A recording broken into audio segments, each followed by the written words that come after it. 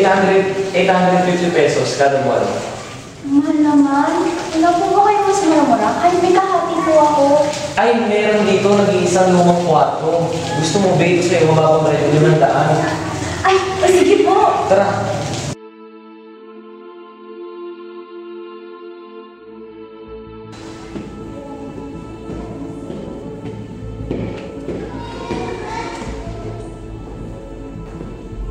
Ito yung sinasabi ko sa'yo yung kwarto na luma na, bibigay ko sa'yo 500. Okay na po yan.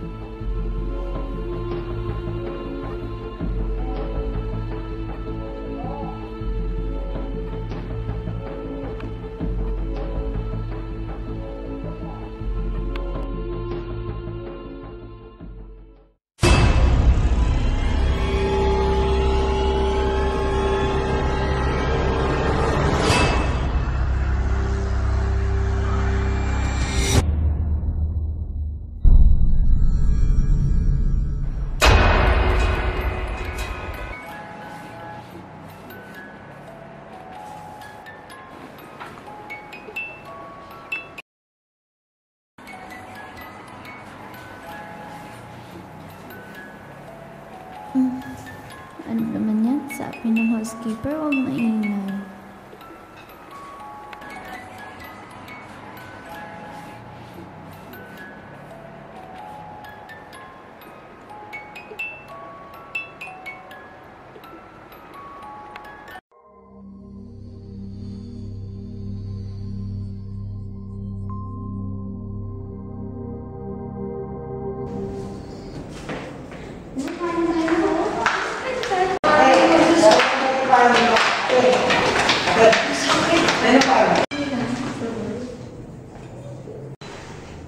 Gusto kayo probinsyano yun? Bastahan tayo, hindi yan tatagal dyan. Oh, upo ka rito. Salamat. Oh, eto. Tingnan. Plastic. Anong pangalan mo, ate? Angelita, ikaw? Ako po si Perlita. Saan po kayo nag-aaral? Sa UP, 4th year college na. Oo, talaga te. Pares tayo na school. Doon din ako. First year college scholar.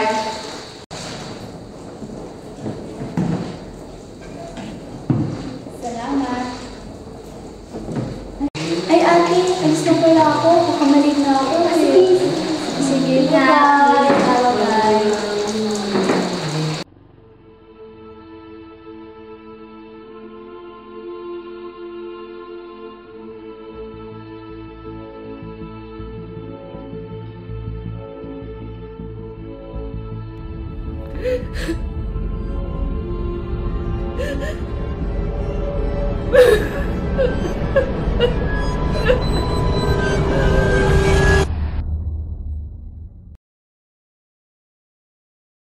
Much of the health history information obtained of the person.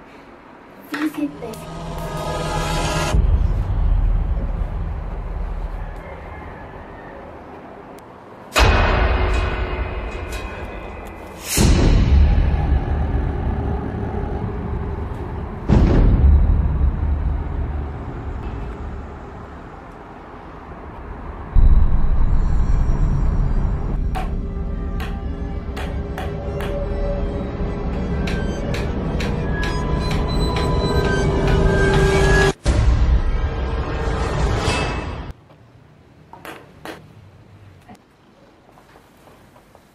Ba't nandito to?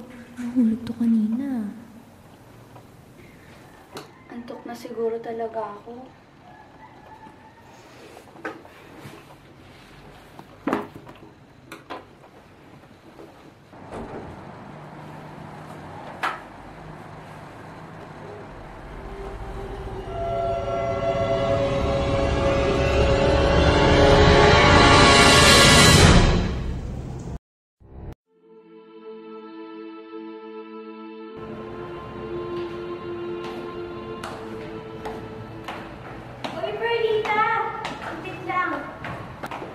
Ano, i-congratulate lang kita. Ang galing mo kasi kanina sa quiz eh. Perfect mo lahat. Ay, oo nga pala Carlita. Yung assignment ko, huwag mong kalimutan. Meron na lang kita bukas ha. Kailangan lang. Sige. Bye-bye. Thank you.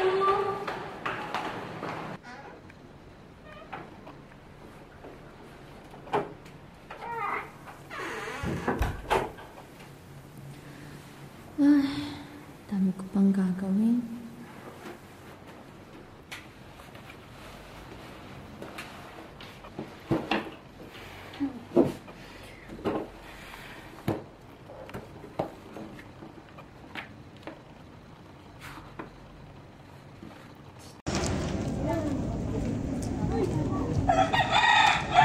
Noel, patawag po. Kahit 3 minuto lang po. Bilisan mo ah. Care of the childbearing and childbearing family. Assessment of the family structure, function.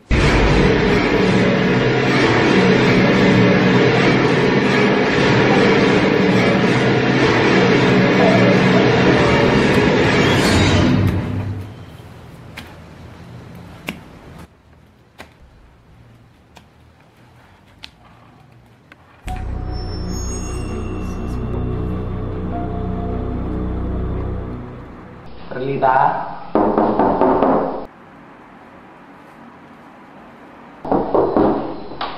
Ano po yun? Tumawag namin mo sa telepono.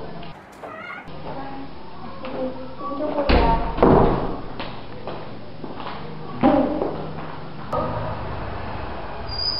Lunay? Kamusta ka na dyan? Kamusta pag-aaral mo? Ayos naman po. Nakatulog naman po ako ng maayos kagabi. At mababait din po yung mga ka-dormmate ko. Kanina, Nay, maaga kami pinauwi. Nagbigay lang po sila ng syllabus. Kaya nga po nagsisimula na po ako mag-aral eh. Ganap! Masaya ako para sa'yo, nak. Nay, ayos lang po ba kayo? Wala to, anak. Dibaling, Nay, pag nakapagtapos na ako ng pag-aaral, nakakaraos din tayo. Basta, pagsikapan mo nga. Ikaw na lang pag-asa namin. Opo, Nay, alam ko po yun.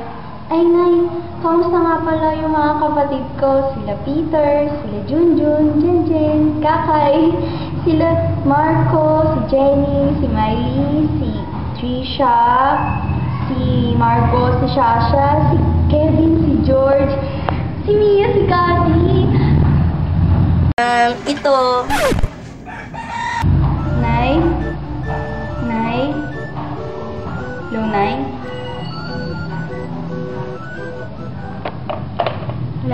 Bayad, tapos na ang 3 minuto mo. Po bang palista na lang po? Lista na naman, ilang beses na yan ah. Pasensya na po. Walang-wala lang po talaga. Ano kaya itong utang mo? Bayaran mo muna kaya ito. Ako rin po yung mga utang ko sa inyo. Pasensya na po talaga.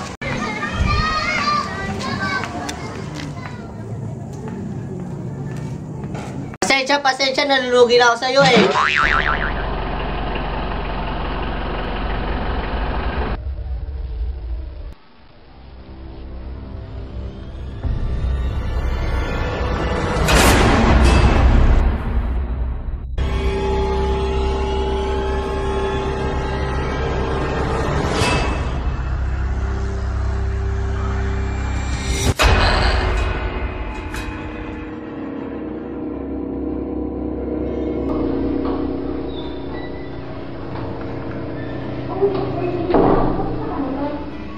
Ayos naman.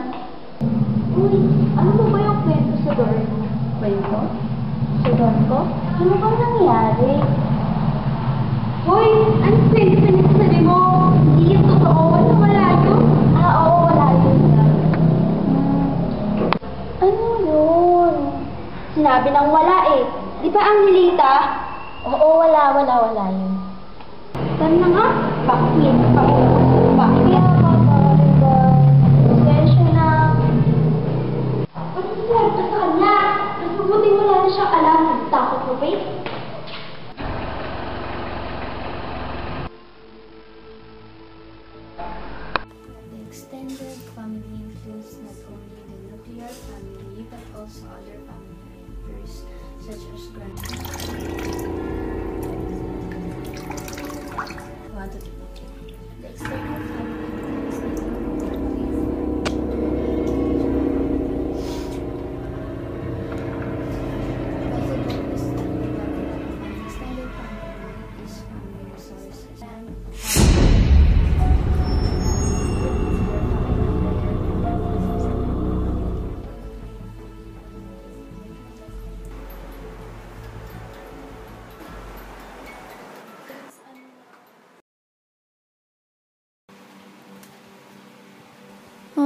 oras na?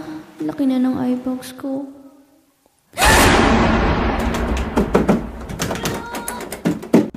Uy, Spring, huwag magdamay tayo.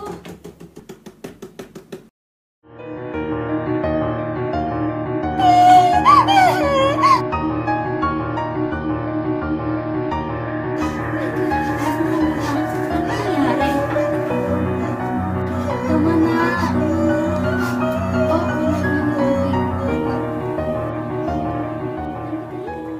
Ako lang mag-isa sa dorm ko. Bakit ganun? Para may kasama akong iba. Nakita ko siya. Nakita ko siya. Nakita ko siya. Nakita ko siya. Tahan na. May nangyari kasi noon, ang first year college ako.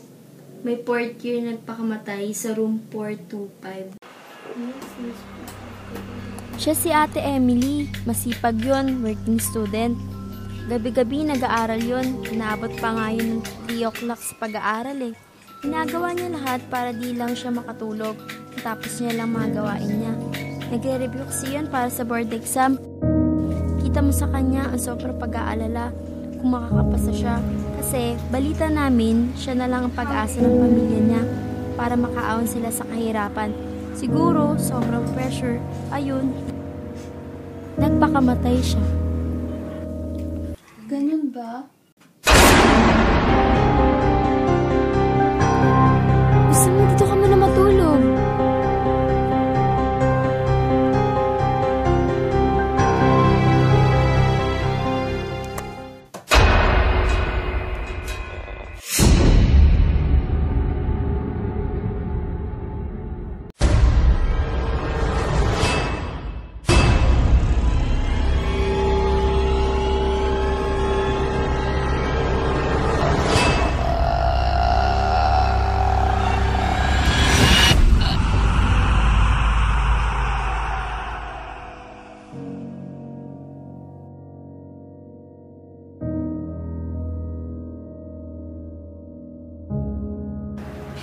Nakapasa.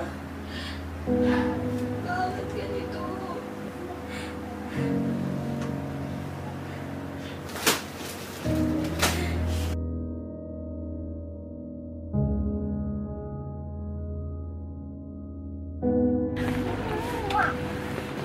Nay, huwag ka mag-alala. Pag ako nakatapos ng pag-aaral, nakagumot kita. Nakatapos din ako ng nursing ko. So, pag nagkatrabaho ako, yayaman din tayo. Huwag ka mag-alala, Nay. Ilang taon na lang. Nakatapos din ako. Kaya ikaw anak ko, pag-aaral ka. Ako, Nay.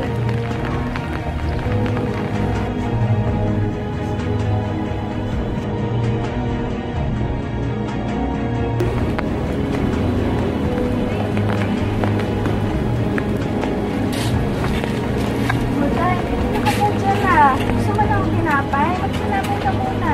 Baka gutom ka na. Hindi, huwag na. Kaya ko naman na ito eh. Magabi ka na lang. Emily, bigyan mo ng kape yung tatay mo.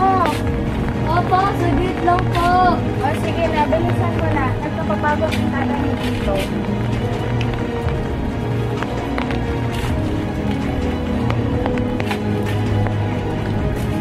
Tay, pahinga ka muna. Maraming salamat, anak. Tay, pahinga ka muna. Kanina ka pa dyan eh. Tay, pag nakatapos ako ng kolehiyo, nakakaraos din tayo. Talaga, magsipag ka mag-aaral ha, para makaraos naman tayo sa ganitong buhay. Opo, Tay.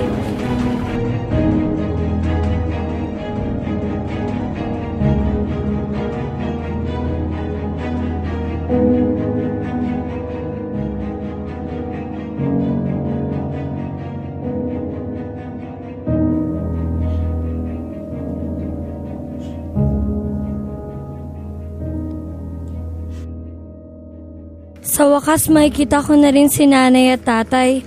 Matagal-tagal ko na rin silang di nakikita. Sa susunod na lang. Tapos na mag-exam yung anak ko. Nurse na siya. Antayin mo kapag nakapagtrabaho na siya, makakabayad din kami ng utang sa'yo. Hindi pwede. Hanggang kailan ba ako mag-aantay? Saglit na lang yun. Pagkatapos na resulta ng exam, makakapagtrabaho na yun agad. Hindi kami pababayaan yun. Iaahon niya kami sa buhay na to. Kailangan namin ng pera ngayon. Sa dorm na lang muna ako mag-aantay ng resulta ng exam. Magsa-sideline na lang muna ako malapit doon. Sitay! Brad, sipag natin ngayon ah. Wala eh, kailangan. Tsagaan na lang to. Nakatapos na rin naman yung panganay namin. Kaya makakaraos din kami.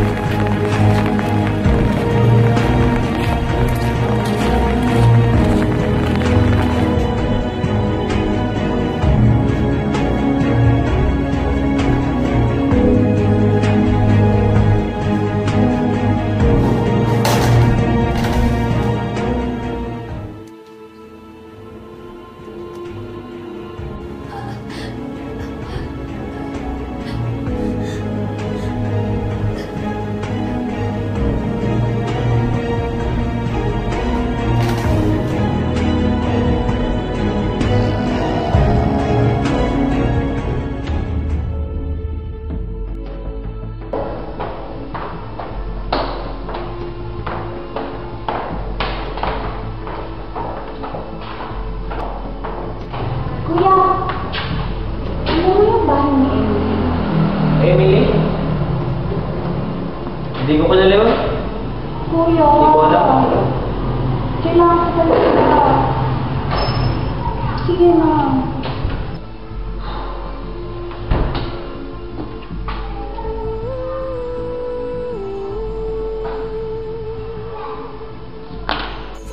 Oh, mag-iingat ka. Salamat, kuya. Ganun pala ang nangyari kay Emily. Alam kaya ng mga magulang niya? Pero, bakit kaya siya nagpakita sa panaginip ko kagabi? Siguro ay gusto niyang bigyan linaw ang pagkamatay niya. Teka, ito na ata ang bahay nila. Tao po. Tao po.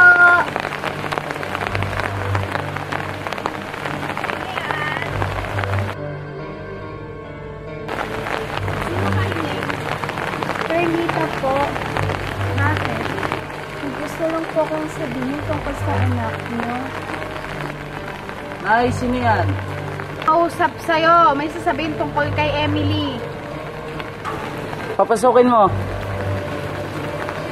O, tara, pumasok ka muna at naulan na. Baka magkasakit ka. Salamat po.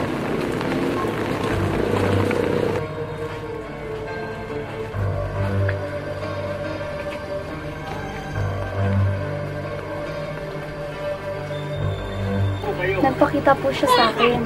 Oo, inisip niyang magpakamatay dahil sa kahihiyan at kawalan. Nagdalawang isip ang anak niyo. Pero huli na, nabigti niya ang sarili niya nang wala sa oras. Mahal na mahal po kayo ng anak niyo. Day? Day? Uy, Teban! Gumising ka! Mahal ko!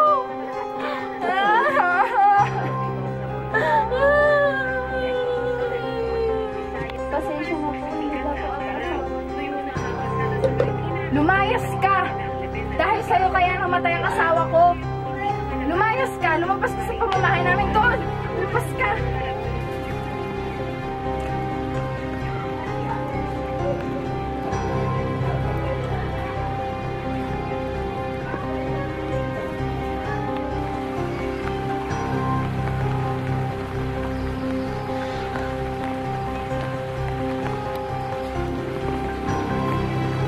Salamat.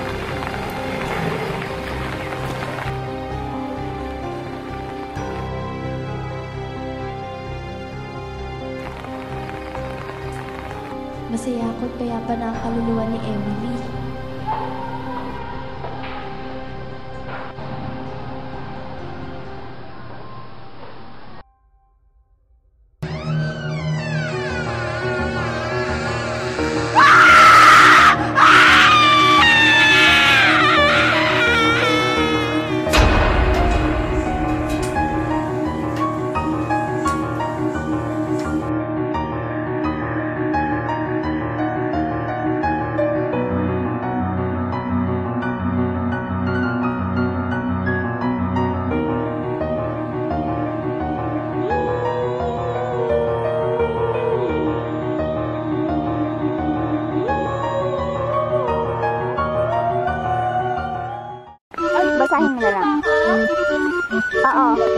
nagtatago ka?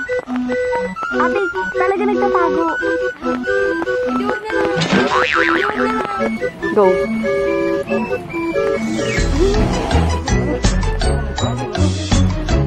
Talaga?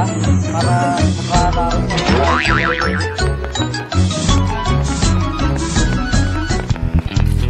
Utay, ayaw ko ng pinapay. Wala sa loob.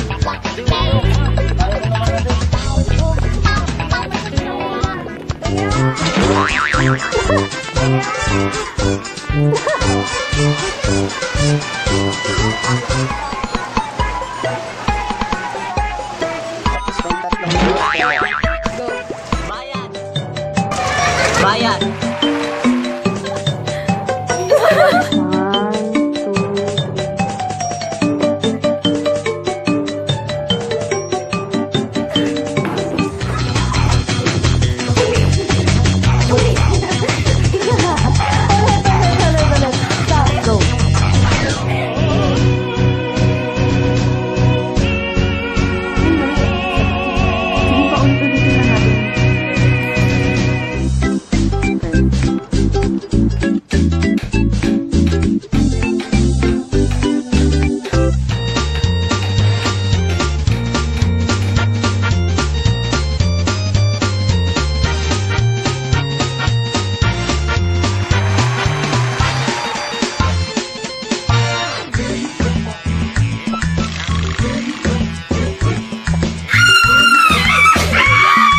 Dayan. Cheers!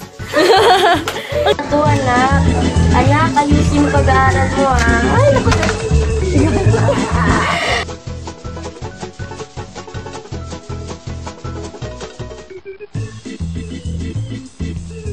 Ganun pala ang nangyari kay Emily. Alam kaya ng mga magulang niya. Pero, bakit kaya nagpakita siya?